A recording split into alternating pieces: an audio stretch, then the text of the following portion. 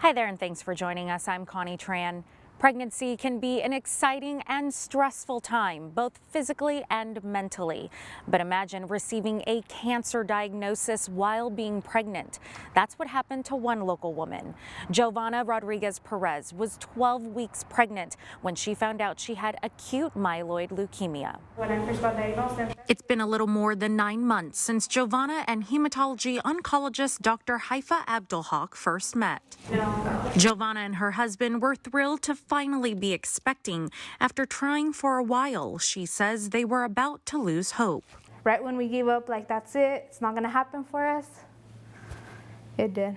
But her blood work showed something was wrong. Her OBGYN broke the shocking news. He printed out my blood work and he wrote right there, acute myeloid leukemia.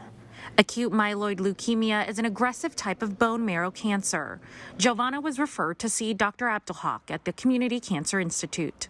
You hear that word cancer and automatically you're scared to your bones, like nobody wants to hear they have cancer. That's the worst. Dr. Abdulhaq explains acute myeloid leukemia is extremely rare in patients that are pregnant. There are only few cases in the literature about this diagnosis and treatment. We do know that we cannot give chemotherapy in the first trimester because that will lead to termination of the pregnancy. Giovanna was presented with a few options. I told her that we cannot give induction chemotherapy in the first trimester. So I gave her both options of terminating the pregnancy and starting chemotherapy right away after that, which is what probably many people would do in this situation.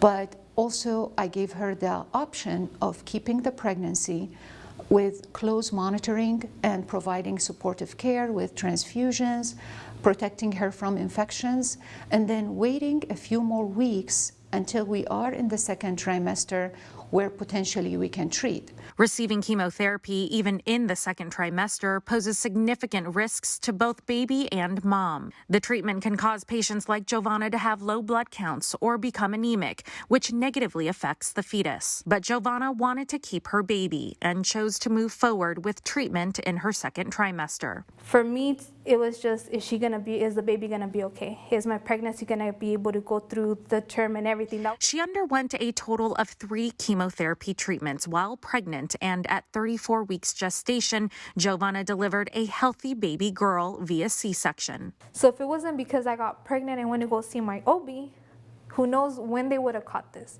Dr. Abdulhaq says the new mother is cancer-free today, and it's because of the excellent multidisciplinary care offered through Community.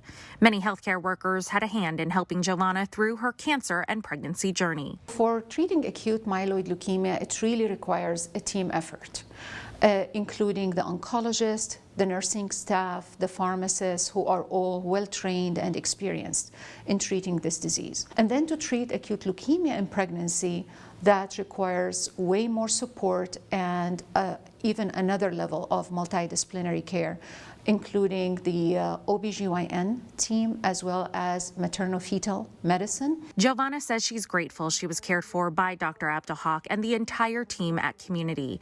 She can now focus on being a mother to the baby she always longed for. I'm just grateful. I'm very blessed that Dr. Abdulhaq, she took a chance on me.